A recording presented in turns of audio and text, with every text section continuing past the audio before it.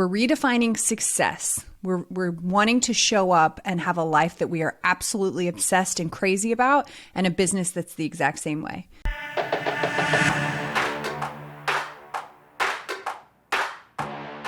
Hey, welcome to the Insurance Buzz. We are your host, Michael and Courtney Weaver, and today we're going to be talking about our work-life journey. We are now officially 3 full weeks in of no longer working past 5 p.m. or on the weekends. Yeah, so work-life balance, we're relearning what that looks like. Yeah. And where we're at. And there is such thing, which I never would have said there was before. So I want to jump into like my intention and kind of how I'm feeling. So when I started this, it was about having more time available for my family, for my personal life. And what I felt like was when I was at work, there were aspects where, you know, I wasn't giving my full attention to really where I was because I was being tugged on from a relationship standpoint or a hobby standpoint, or I could be doing these things if it's nice outside and I'm all of that. And vice versa, when I actually do take time for myself or my family, my brain is thinking about work. So I was half in and half out on both of those things. And I felt like I was dropping the ball in both of those categories. So what I really wanted to do was get laser focused on what is important to me, be very present.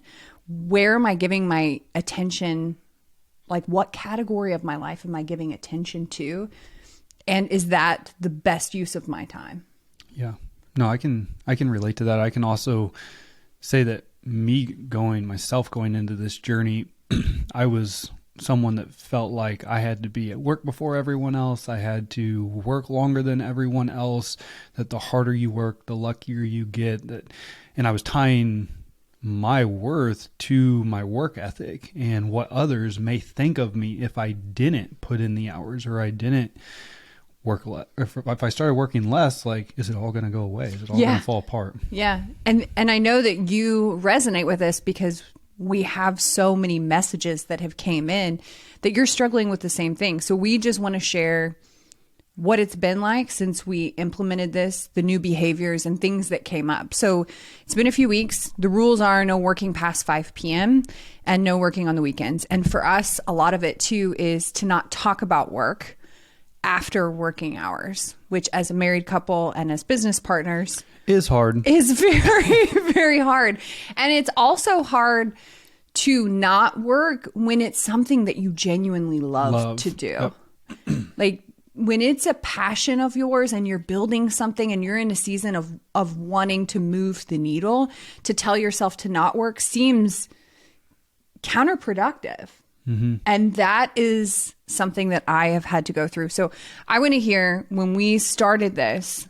You just said something that's really important, though, is just because you love something doesn't mean you have to work 100 hours at it every single week. No, I think there's a lot of confusion, like, because I actually was asked that.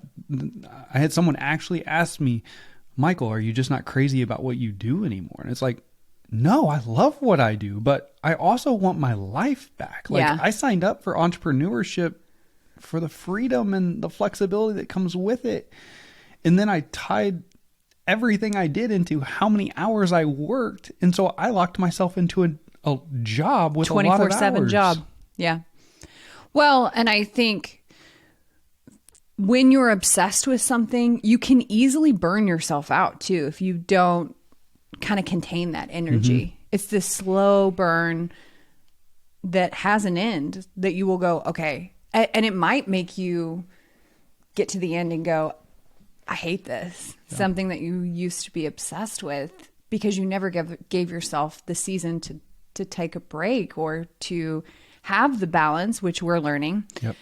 So 5 p.m., let's talk about what you've learned, the things that have come up. Okay. Because when you change a behavior, there's a lot of things that are going to come up. This is with any behavior that you change in your life. There's always little tiny things along the way that you're like, oh shit, I didn't know this was going to show up. Thanks. Yeah. So I want to hear yours. What I've learned. Mm-hmm. So what I've learned so far is, so I did a time study to where I was tracking what I did every 30 minutes of the day. I did that for the first 2 weeks of our new journey. Mm-hmm. And what I found is that even by limiting myself to 5 o'clock, I was still getting a lot done, but I also found distractions that were taking up more time than I thought they were taking up. Like the social, like you wouldn't think recording a story and posting it on social, that actually takes up quite a bit of time. Like I was doing almost an hour a day of just take a story, post it on every network. So finding the distraction. So email. Mm-hmm. Email's a big one. Yep. I was like in email jail almost. Like it was taking up hours a day. So the distractions by the time study, that was something I think that was really beneficial for me. I want to go to social media for just a second, because when you're posting a story, it's not just posting a story. That takes very minimal time. It's very easy to get stuck in, like, whether it's 10 minutes or 15 minutes, it's very easy to, I'm going to post a story and then I'm going to scroll and then I'm going to hop over to this platform and then I'm going to scroll, and it might be just a 2-minute scroll. But if you're doing that on every platform, I think that's a sneaky distraction that we say, oh, I don't spend that much time on social media, and it adds up. Do a time study. Yeah, it adds time up. study. You should do a time study. That would be something I'd recommend. The other thing I've learned throughout this challenge is that actually I can be super effective and efficient in the time I allow myself if I'm very strategic and intentional about my day, using time blocks, making sure that I'm super hyper focused on what I'm doing at the time. Yeah. So eliminating distractions and just, hey, for this 30 minutes, this is what I need to be doing. And on the flip side of that, however, what I found is by giving myself the 5 o'clock shut off, I have found that even when there's things not to do, and this goes back to because I'm working through tying my worth to my productivity. Mm-hmm. What I do for a living is, even when I don't have things to do, I'm trying to fill my calendar with busy work to make myself feel productive, to make myself feel like I'm doing something to move the needle, when in all reality, on those days, I need to learn that it's okay to shut it off at 2 o'clock. It's okay to not always be working. Just because I have a 5 o'clock shut off time right now doesn't mean that I actually need to work till 5 o'clock. Yeah. So when we did this, I'm going to give kind of the behind the scenes. Does that help? Like that's just the emotions like I'm going through right now. And that we have a team that help. Like it's okay to ask for help. It's okay to not always be doing something. So when we did this, Michael and I work very differently. We have different energy levels. We have different times of the day that we would rather do things. And he has a lot of energy that he can use at a steady rate. So he can fill his day, and he's very strategic about this, to where what I was looking at on his calendar, we share a calendar, that if you work with anyone in a partnership, I highly recommend sharing calendars. It'll make your life so much easier, spouses included. So it would start at 9 a.m., most days 8:30, but 9 a.m., and he would time block his entire day. So your entire day, I could look and see what time you're eating, when you're having calls, when you're creating content, when you're recording something, when you're training, when you're on a sales call. I could see all of that. And I think what you're speaking to right here is you were filling your day because you thought it's something that you should be doing. Mm-hmm. Like if I give myself a 5 o'clock shut off and I cut my hours, then I got to fill this entire day. Yep. What I did, and I'm a very different human, is I tried to do the exact same thing. So I tried to time block and go, okay, this is what I need to do. And that's actually not how I work. Because the thing that popped up for me was I then felt like I was having to earn my rest. I had to earn it. So I had to jam pack my day so I could get rest. And at the end of the day, Michael and I felt very different. So at the end of the day, Michael is twerking on TikTok, feeling incredibly energized. And I am irritable. I feel very uncomfortable. I feel like I didn't get a chance to finish my test on time. That's how I was feeling. And I think for me, it was because I felt like jamming all of that into my day didn't give me a break. Yeah. It was not how I was working best, and I had to earn my rest. So how have you worked? Because we're 3 weeks into this. So how are you working through that? So the best thing that happened was we're actually coming off of egg retrieval right now for IVF. So last week and into this week, I don't work. Like I block my schedule completely off. And I only focus on what I actually have to do to move the needle. And so when you take everything away and you say, okay, if you can't work, if you cannot work, what are the things that you would be like, this is where I get to insert my genius. This is where it gets to happen. So I think for me, what I have done is identified what is the thing that only I can do, and when do I do it really well? Like what pockets of the day, and building in rest throughout my day versus stacking it all until the end. Because let's be honest, I have about 4, maybe 5 good hours where I am like big brain energy. After that, I mean, the rest I need to be able to do on autopilot. I would say you're not alone there. I think that's me. I would say that's most people. Like you to actually give it everything you have for more than 4 to 5 hours is a big brain energy. Whoo, you're exhausted. Well, and it brings to light for me, my whole point in living life is to be incredibly intentional, is to not miss the moment. Like, I don't want to miss it. I don't want to miss my life. And so if I'm very intentional about what is the thing that only I can do, and how do I do it well? When do I do it well? And stacking that on my calendar and building time for rest, what I've found is there's only a few things that I really need to do that move the needle. And the rest I either need to delegate or I need to empower the people around me to help me out. And asking for help has been incredibly difficult. It has been probably the hardest part of this is feeling like I had to earn my rest and then asking for help. I don't like to do it. I don't like to release control. I don't like to have to depend on somebody. Who would guess? A type A, Enneagram 3. I can do it myself. I can do it myself. So yeah, that's really where we're at. But before we hopped on this call, for this podcast, we were talking about, okay, what if we had 1 hour and we sat down with an agency owner, a business owner, a leader in your field, and we said, okay, you have 1 hour. That's all you can work every single day. We went back and forth, but we both said the same thing. We just said it in different ways. Different ways. So I think this is incredibly important because we fill so much of our day with busy stuff. Yep. With the emails and the customers and it's like, okay, well now wait a minute. I want you to really think.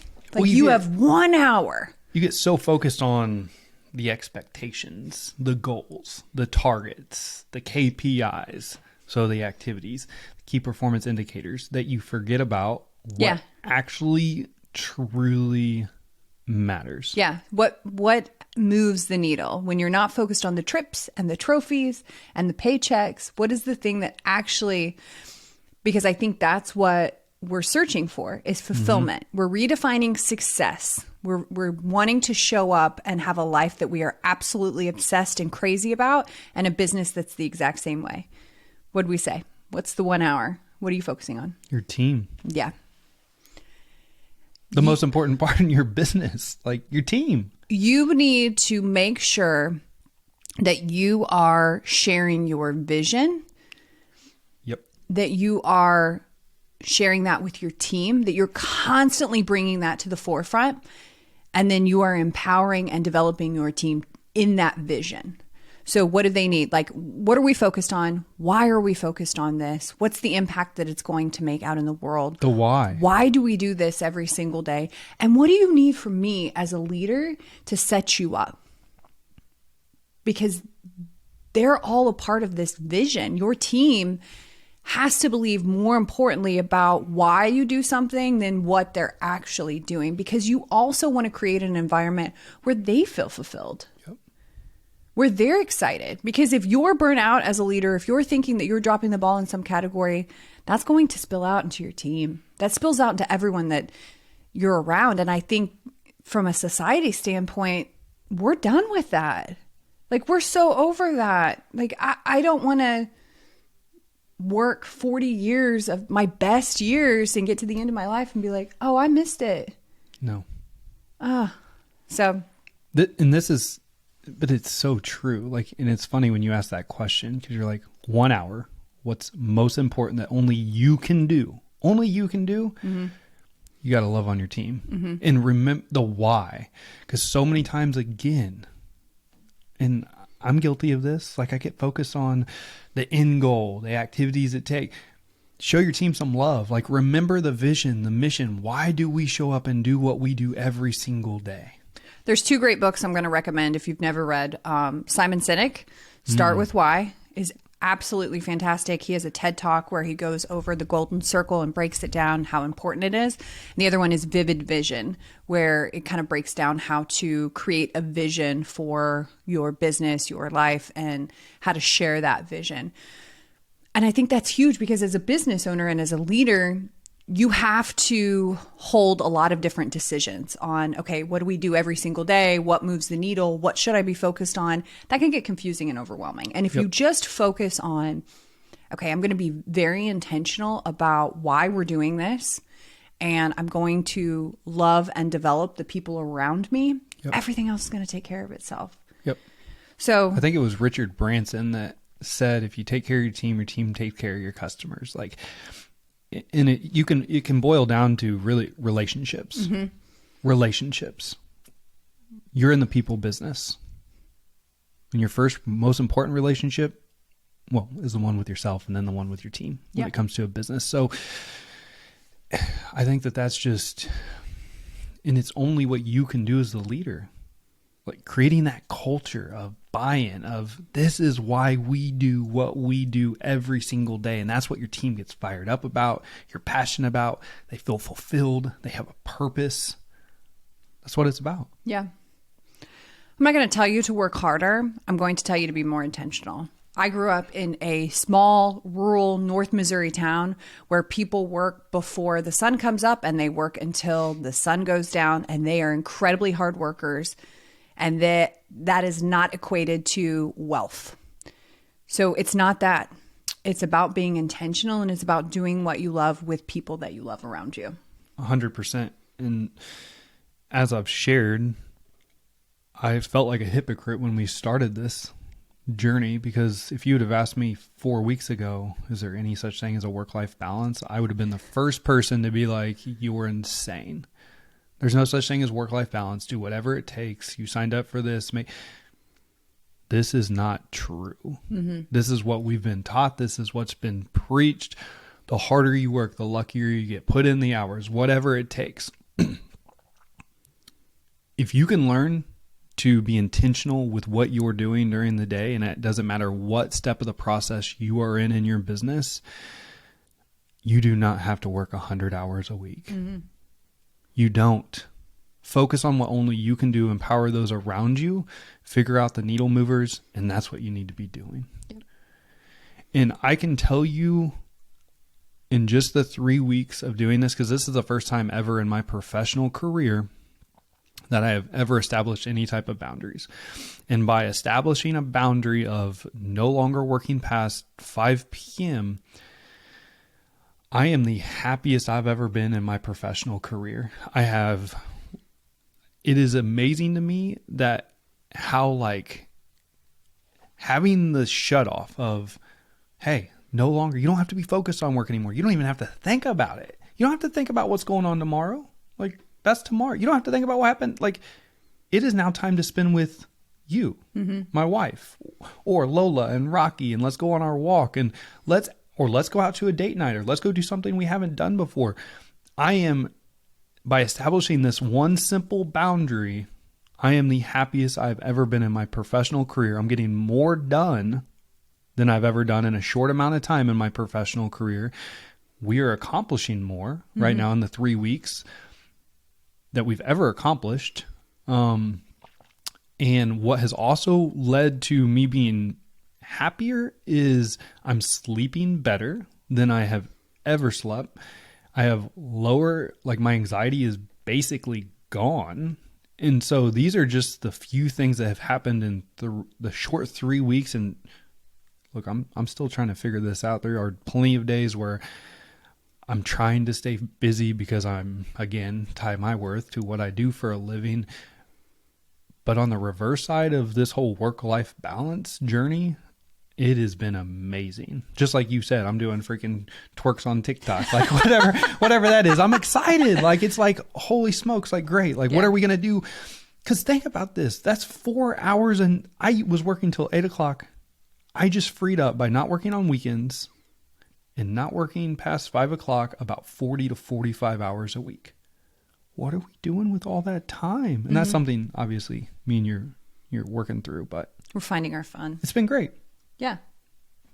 With challenges, but it's been great. Yep. So if you are listening and you're feeling the nudge, reach out to us, shoot us a DM. We've had a lot of messages about this. This is something that was really near and dear to us, to make sure that we were very intentional with how we were spending our life, because we get one shot. This is it. We want to make the most of it. We want to do work that's incredibly fulfilling, but we also want to have incredible relationships and have so much fun. Like, this whole experience is supposed to be fun. So thank you for listening. Thank you for coming along on the 5 p.m. Are we calling it the 5 p.m. club? The 5 p.m. solution?